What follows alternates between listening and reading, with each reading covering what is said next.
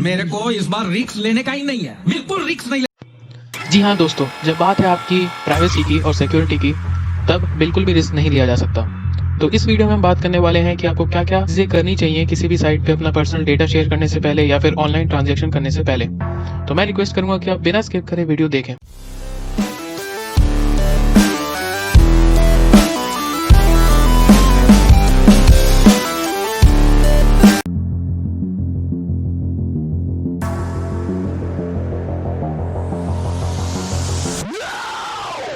तो इस वीडियो में हम काफ़ी तरीके बताने वाले हैं आपको, जिससे कि आप टेस्ट कर सकते हैं किसी भी वेबसाइट को कि वो सही है या गलत है। तो पहला तरीका ये है कि आपको जो है वेबसाइट का URL चेक करना चाहिए।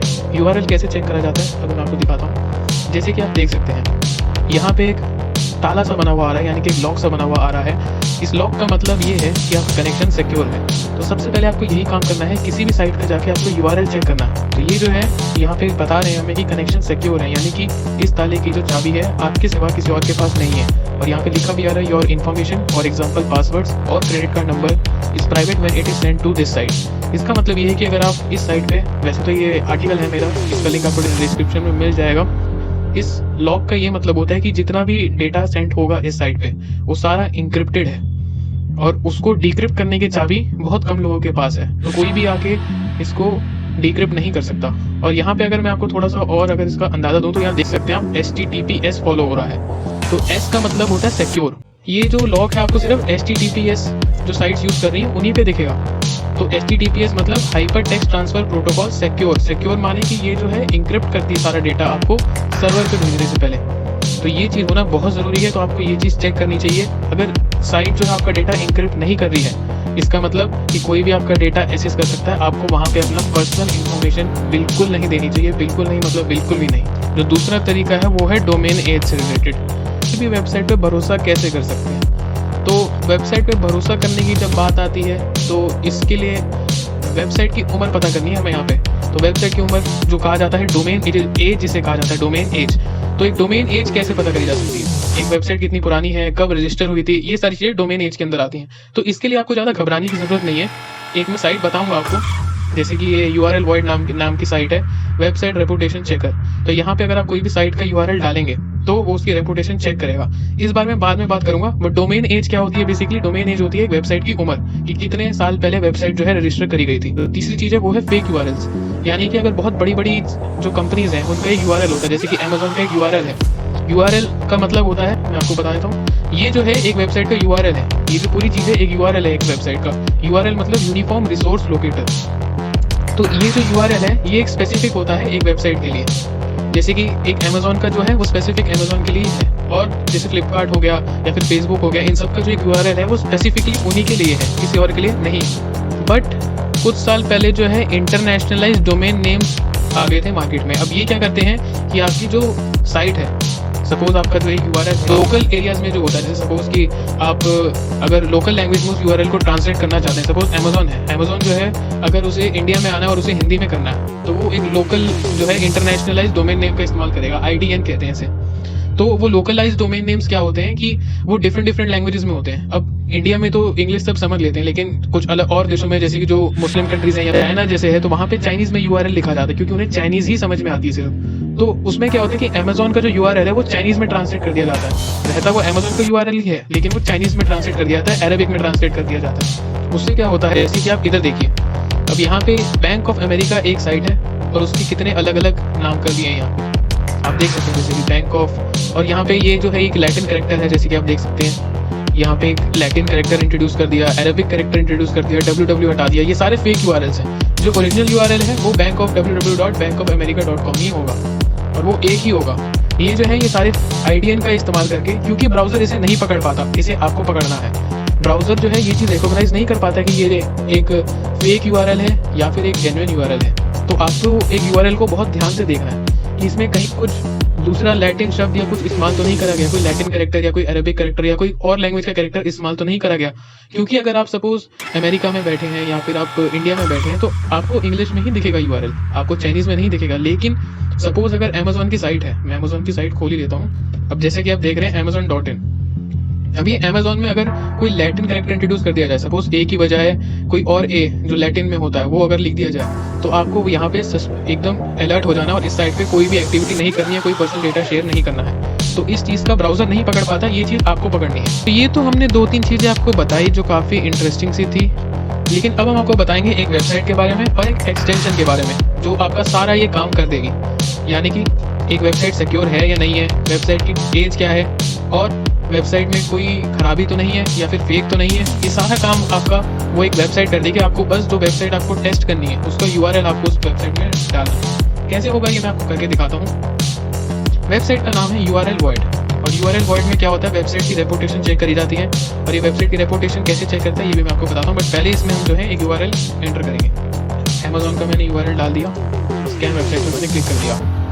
अब इसमें क्या होता है कि एक रिपोर्ट समरी आ जाती है उस साइट की। आप देख सकते हैं वेबसाइट का एड्रेस आ गया, लास्ट एनालिसिस यानी कि 9 दिन पहले इसका एनालिसिस किया गया था, इस साइट को दोबारा से पूरा स्कैन किया गया था कि कहीं इसमें कोई गलत एक्टिविटीज या फिर कोई गलत वायरस या फिर कुछ ऐड तो नहीं हो गया। तो लास्ट जो है 9 डेज पहले स्कैन किया गया था। ब्लैक लिस्ट स्टेटस, अब ब्लैक लिस्ट स्टेटस होता है ये 35 जो है 35 डिफरेंट वेबसाइट्स और ऑर्गेनाइजेशन है जो एक वेबसाइट को स्कैन करती है कि उसमें कोई वायरस तो नहीं है, कि उसमें कोई सस्पिशियस एक्टिविटी तो नहीं हो रही, वेबसाइट जो है फ्रॉड तो नहीं है। वो 35 ऑर्गेनाइजेशन अगर ग्रीन फ्लैग दे देती है इस साइट को कि इस साइट में ऐसी कोई भी गलत चीज नहीं हो रही, तब आपका जो स्कोर है वो 0 रहता है। और 0 रहने का मतलब ये शायद एक लौता एग्जाम होगा ये जिसमें 0 आने का मतलब कि आप पास हो, वरना ज़्यादातर एग्जाम में 0 आने पे बंदा फेल माना जाता है। लेकिन इस एग्जाम में अगर आपका स्कोर 0 है तो इसका मतलब आप पास हो, आपकी वेबसाइट एकदम सेफ है, आप इस वेबसाइट पे जाके कोई भी पर्सनल डेटा डाल सकते हैं। अब यहाँ पे और भी हमें कई बातें पता लगती हैं, जैसे कि डोमेन रजिस्ट्रेशन 16 ईयर्स अगो, इससे जो हमें पता लगता है डोमेन की एज पता लगती है। 16 साल पहले जो है डोमेन का रजिस्ट्रेशन करा गया था, और IP एड्रेस हमें पता लगता है वेबसाइट का। रिवर्स DNS अननोन है, इसकी हमें कोई जरूरत भी नहीं है। और सर्वर लोकेशन अगर आप देखें तो आयरलैंड में इसका सर्वर लोकेटेड है, और उसका जो सर्वर की जो लोकेशन है उसका हमें लैटिट्यूड और लॉन्गिट्यूड भी मिल रहा है। सिटी जो है डुबलिन है, रीजन लेनिस्टर है। तो ये पूरी हमें जो एक वेबसाइट की डिटेल्स है इसमें मिल गई। अब सबसे बड़ी बात क्या होती है कि अगर डोमेन एज से हमें क्या पता लगता है, अगर एक वेबसाइट 16 साल पुरानी है तो इसका मतलब कि अभी तक वो जितने भी जो ऑर्गेनाइजेशंस होंगे या जो इंस्टीट्यूशंस होंगे या जो भी सॉफ्टवेयर एक वेबसाइट को स्कैन कर रहे होंगे कि इस वेबसाइट में कुछ खराबी ना हो, या फिर बहुत सारी ऑर्गेनाइजेशन भी होती है, गवर्नमेंट ऑर्गेनाइजेशन भी होती है जो साइट्स को बैन कर देती है क्योंकि वो कंटेंट जो है सही नहीं दिखा रही होती।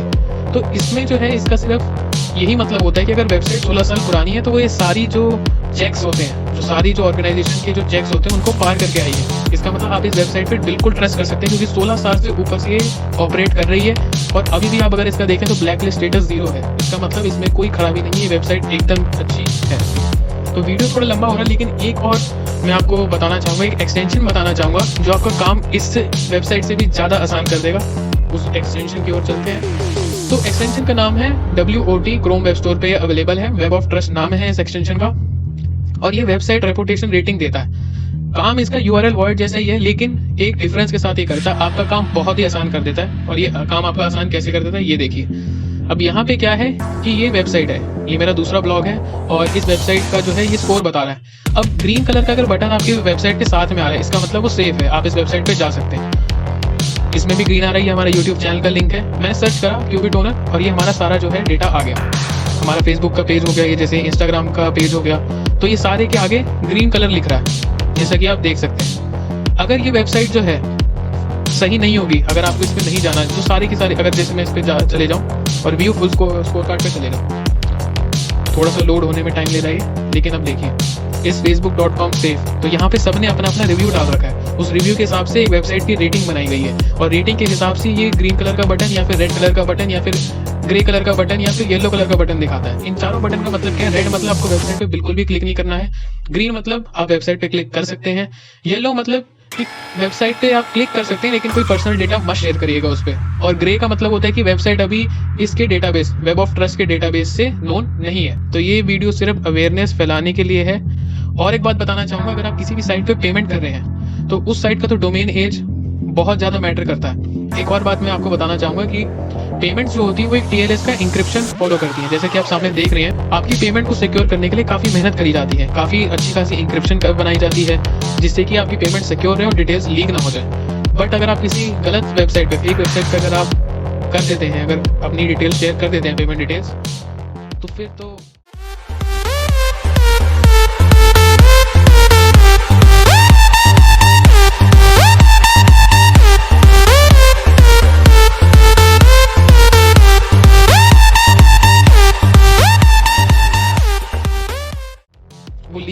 के चांसेस ज़्यादा रहते हैं। वो डार्क वेब पे लीक हो सकता है, हैकर उसको किसी भी जगह पे लीक कर सकते हैं, पैसों के लिए लीक कर सकते हैं। और आप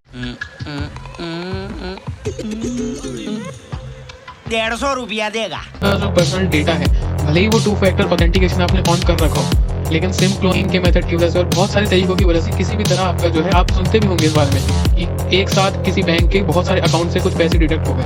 तो ये कैसे हो गए? वो कोई ना कोई बग है सॉफ्टवेयर। तो इसका तरीका सिर्फ यही है कि आप एकदम अलर्ट रहें कि ये URL सही है या नहीं है, एक लेजिट वेबसाइट पे आप जा रहे हैं या नहीं जा रहे हैं, उस वेबसाइट की एज क्या है, उस वेबसाइट के रिव्यूज क्या हैं।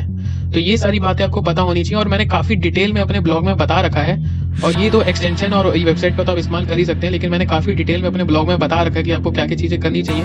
तो आप यहाँ बिल्कुल जाएं और इसको बिल्कुल देखें। तो बेसिकली हमारा काम यही है, हंसते खेलते आपको टेक्नोलॉजी की दुनिया में से रूबरू कराना। इससे ये होगा कि आप जो है धोखा नहीं खाएंगे, अवेयर रहेंगे। क्योंकि बहुत बार मैंने सुना है लोग जब भी टेक्नोलॉजी की बात आती है तो लोग कहते हैं तुमसे ना हो पाएगा, हमें तुम्हारे लक्षण बिल्कुल ठीक नहीं लग रहा है, तुमसे ना हो पाएगा। बट ऐसा नहीं होना चाहिए। तो सबको सब चीज़ों के बारे में पता रहना चाहिए। वीडियो अगर आपको पसंद आए तो लाइक जरूर करिएगा, सब्सक्राइब करिएगा और शेयर जरूर करिएगा, क्योंकि बहुत इंपॉर्टेंट चीज़ है, सब लोगों को पता होना चाहिए इस बारे में। और बाकी इस आर्टिकल पे आके आपको सारी डिटेल्स मिल जाएंगी। आज के लिए बस इतना ही। Thank you.